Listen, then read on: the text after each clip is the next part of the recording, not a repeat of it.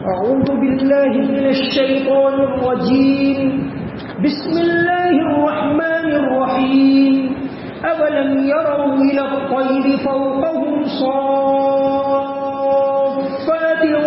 ويقبضن ما يمسكهن إلا الرحمن إنه بكل شيء بصير صدق الله العظيم.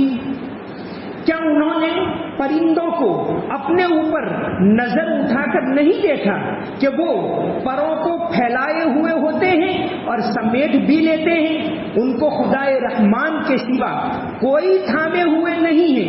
یقیناً وہ ہر چیز کو خوب دیکھ رہا ہے. یہ سورہ ملک کے دوسرے رکوع کی آیت ہے. اللہ تبارک و تعالیٰ کی قدرت کی نشانیوں میں سے ایک نشانی پرندے. فرمایا ان کے اوپر غور کرو. اولم یروا الی الطیر، کیا انہوں نے پرندوں کو نہیں دیکھا؟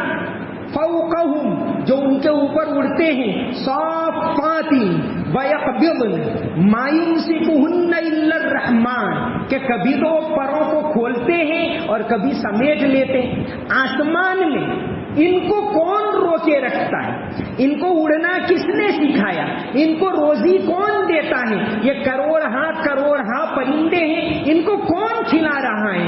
ان کو کون آسرا دیتا ہے درختوں کے اوپر؟ یہ اللہ تبارک و تعالیٰ ہے. تو اس آیت کے اندر اس بات کی تلقین کی گئی کہ اللہ کی قدرت کی ایک اور نشانی دیکھو. اللہ والے پرندوں کے اندر سے بھی عبرت حاصل کرتے تھے، جیسا کہ اس آیت کے اندر اللہ تعالیٰ نے تعلیم دی ہے، ترغیب دی. حضرت ابوبکر صدیق رضی اللہ عنہ کا واقعہ آتا ہے کنز العمال میں. کنز العمال حدیث کی سب سے بڑی کتاب ہے. حدیث کی جو کتابیں ہیں اس میں کنز العمال، حالانکہ سیکنڈ کیٹیگری کی کتابیں ہیں، پہلے جو لکھے گئی پھر دوسرے درجے میں لکھی گئی، اس میں کنز العمال جس میں 46,624 حدیث ہیں. حدیث کی سب سے بڑی کتاب. اور خوبی کی بات یہ ہے کہ یہ کتاب ہمارے اس گجرات کے ایک عالم نے تیار کی، شیخ علی متقی رحمت اللہ علیہ، جو محمود بیگڑا کے زمانے میں مکہ گئے اور وہاں جا کر یہ کتاب لکھی. تو اس کے اندر ایک واقعہ لکھا ہے حضرت ابوبکر صدیق رضی اللہ عنہ باب و فضائل صحابت کے اندر کہ حضرت ابوبکر کتنے اللہ سے ڈرنے والے آدمی تھے کہ پرندوں سے عبرت اٹھاتے تھے اس کے اوپر. حضرت معاذ بن جبل رضی اللہ عنہ بیان کرتے ہیں کہ ایک مرتبہ حضرت صدیق ایک باغ میں داخل ہوئے، دیکھا کہ ایک چڑیا اڑ رہی ہے، چگتی ہے، ایک درخت سے دوسرے درخت پر جاتی ہے. تو حضرت ابوبکر صدیق رضی اللہ عنہ نے کہا کہ یہ کیسا پرندہ ہے، کبھی ادھر اڑتا ہے، کبھی ادھر اڑتا ہے، کبھی چگتا ہے، اور کل قیامت کے دن اس کا کوئی حساب نہیں ہوگا. کاش کہ ابوبکر بھی اس پرندے کے جیسا ہوتا. امام غزالی رحمت اللہ علیہ نے ایسا ہی ایک واقعہ لکھا ہے پرندوں سے عبرت حاصل کرنے کا. اس آیت کے اندر یہ فرمایا کہ پرندے آسمان میں کبھی تو پر کھول دیتے، بس ایسے ہی اور اڑ رہے. یہ اللہ کی قدرت کی نشانی نہیں تو اور کیا ہے؟ صافات ویقبضن. امام غزالی رحمت اللہ علیہ کی کتاب مکاشفۃ القلوب، یہ بڑے صوفی تھے، اور مکاشفۃ القلوب اس میں ایسے ہی صوفیانہ واقعات لکھے، صوفیانہ باتیں لکھ کر لوگوں کو ترغیب دلائی ہے اللہ کی عبادت کی طرف راغب ہونے کی اور اللہ کے خوف کو اپنانے. انہوں نے ایک واقعہ لکھا ہے حضرت شقیق بلخی رحمت اللہ علیہ، جو بعد میں بڑے اللہ والے بنے، وہ بھی صوفی تھے. ان کا واقعہ لکھا ہے کہ شقیق بلخی ایک مرتبہ اپنے پیر ابراہیم ادھم رحمت اللہ علیہ کے پاس گئے، مسجد میں ملے ان سے. کہا ان کے پیر صاحب تھے حضرت ابراہیم ادھم. ان سے کہا کہ حضرت میں اپنے تجارتی سفر کے لیے جا رہا ہوں. تو ابراہیم ادھم رحمت اللہ علیہ نے دعائیں کی. اس زمانے میں تجارتی سفر کے لیے جائیں تو 2 مہینے 4 مہینے 6 مہینے کئی ماہ لگ جاتے. تو گئے ابراہیم ادھم. چند ہی دنوں کے شقیق بلخی گئے، چند ہی دنوں کے بعد ابراہیم ادھم رحمت اللہ علیہ نے دیکھا کہ مسجد میں شقیق موجود ہیں، ان کے مرید، تو بلایا، ملاقات کی، کہاں کیا تمہارے تجارتی سفر کے لیے گئے نہیں؟ عرض کیا کہ حضرت میں گیا تھا، لیکن ایک جگہ کھلا جگہ جنگل میں پڑاؤ ڈالا اور ایک عجیب واقعہ دیکھا۔ ہم دوپہر کو ایک درخت کے نیچے سوئے ہوئے تھے اور درخت کے اوپر ایک چڑیا تھی اپائج۔ میں سوچنے لگا، کیونکہ وہ بھی تو اللہ والے تھے، شقیق بلخی کہتے کہ میں سوچنے لگا کہ اس پرندے کو کون کھانا کھلاتا ہوگا۔ تھوڑی دیر میں دیکھا کہ ایک دوسرا پرندہ آیا، دانا رکھا، وہ اپائج پرندے نے چگا، پھر وہ چلا گیا، پھر آیا، پھر دانا ڈالا، چگا اور چلا گیا وہ دوسرا پرندہ۔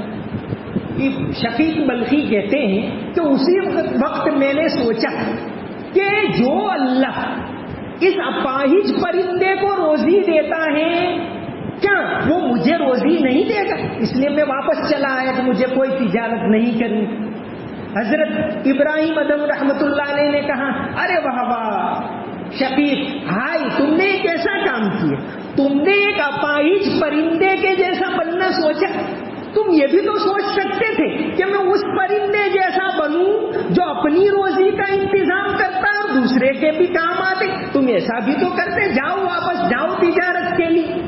تو خیر، جو اللہ والے ہوتے ہیں وہ عبرت حاصل کرتے۔ یہاں اسی بات کی ترغیب دی ہے کہ اولم یروا الی الطیر، کیا پرندوں کے اندر غور نہیں کرتے تم؟ کیا تم نے دیکھا نہیں کہ پرندے کس نے بنائے، کیسے اڑتے ہیں، کون ان کو روزی دیتا ہے؟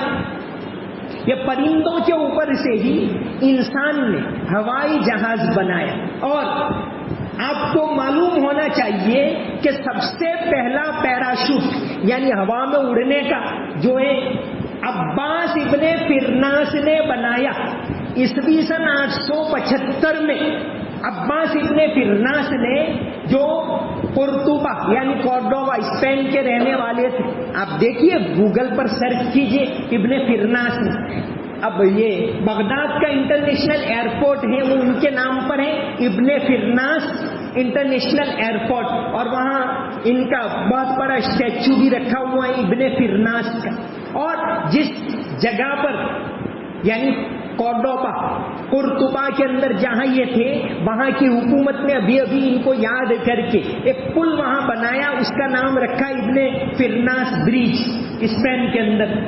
تو عباس ابن فرناس نے سب سے پہلے پیراشوٹ بنایا عیسوی سن 875 کے اندر، اور بڑی تعداد میں لوگوں کی موجودگی میں انہوں نے قرطبہ میں اڑ کر بتایا۔ یہ ہماری تاریخ ہے، 1001 انوینشن ایک کتاب ہے، اس میں بھی اس کا تذکرہ ہے کہ مسلمانوں نے کون کون سی تحقیقات دی۔ تو یہ اللہ تبارک و تعالیٰ کی قدرت کی نشانیاں ہیں پرندے، ان کے اندر غور کرو۔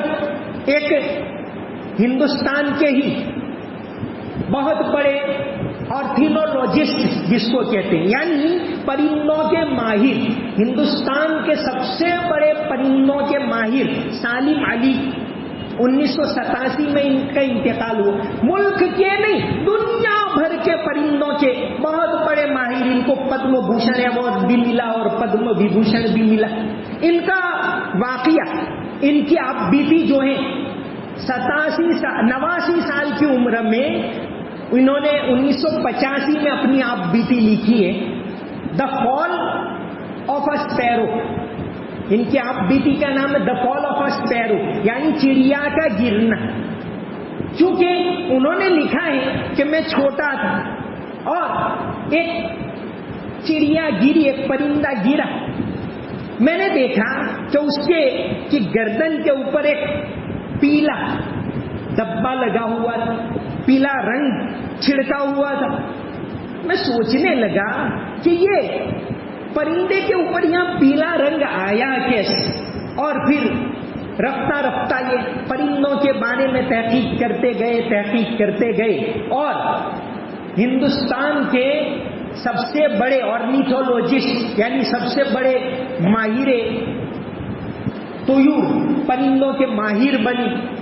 تو ایک واقعہ کہ ایک چڑیا، تو یہ چڑیا رنگ برنگی ہے، کبا کالا ہے اور بگلا سفید ہے. کون ان کے اندر رنگ بھر رہا ہے، کون ان کو روزی دے رہا ہے، کون ان کو اڑا رہا ہے؟ یہ حیوانات کے اندر غور کریں، جانوروں کے اندر، پرندوں کے اندر غور کریں تو انسان اللہ تبارک و تعالیٰ کی ذات کو پہچان لے. پرندوں کے اندر بعض جن کو کہتے ہیں مائگریشن پرندے، ہزاروں کلومیٹر کا سفر کرتے کہ سردی میں کہاں، گرمی میں کہاں، 10-10 ہزار کلومیٹر، 15-15 ہزار کلومیٹر اڑ کر جاتے. جیسے وہ ہمارے یہاں ہندوستان میں اڑیسہ کے کنارے کے اوپر، بہرامپور سمندری کنارے کے اوپر ہر سال ابھی یہ آ گئے ہیں مارچ کے اینڈ میں اور اپریل کے شروع میں کچھوے آتے 4-5 لاکھ کی تعداد میں سمندر کے کنارے کے اوپر آتے ہیں، انڈے دیتے ہیں، پھر چلے جاتے ہیں. ہر سال آتے ہیں، بعض ادھر نیوزی لینڈ کی طرف سے آتے، بعض جاپان کی طرف سے آتے. قدرت کا کرشمہ کہ جب وہ بچے بڑے ہوتے ہیں تو وہیں جاتے ہیں جہاں ان کے ماں باپ ہیں، 5-5 ہزار کلومیٹر، 6-6 ہزار کلومیٹر. یہی نہیں، یہ بچے کچھوے بڑے ہوتے ہر سال بس اسی کنارے پر آتے ہیں. اڑیسہ کے ایسے دنیا میں اور کئی مقامات پر ہے. ہمارے یہاں اڑیسہ کا کنارہ ہے، وہاں ان کو کہتے ہیں آلیو ریڈلی ٹرٹل، یعنی یہ کچھووں کی ایک خاص قسم ہے. یہیں آتے ہیں، یہیں انڈے دیتے. پتہ نہیں قدرت نے کون سا سینسر رکھا ہے ان کے دماغ میں، وہیں آتے ہیں، وہیں انڈے دیتے. آپ کو خبروں میں بھی سنتے ہوں گے ہر سال مارچ کے اینڈ میں اور اپریل کے شروع میں لاکھوں کی تعداد میں تھے. ابھی آج کا میں نے دیکھا کہ بڑی تعداد میں آ چکے ہیں. آج تک تو کوئی 2.5 لاکھ آئے.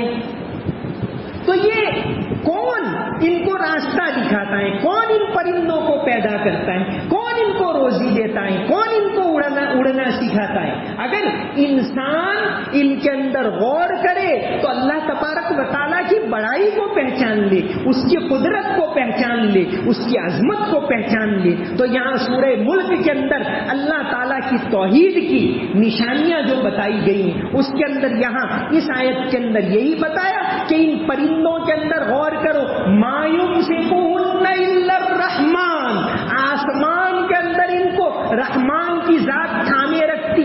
بھئی قاعدہ تو یہ ہے کہ کوئی بھی وزنی چیز ہو یہ یوں اس کو چھوڑیں گے تو سیدھے زمین پر آ جائے گی، لیکن یہ پرندے کیوں زمین پر نہیں آتے، کیوں اڑتے؟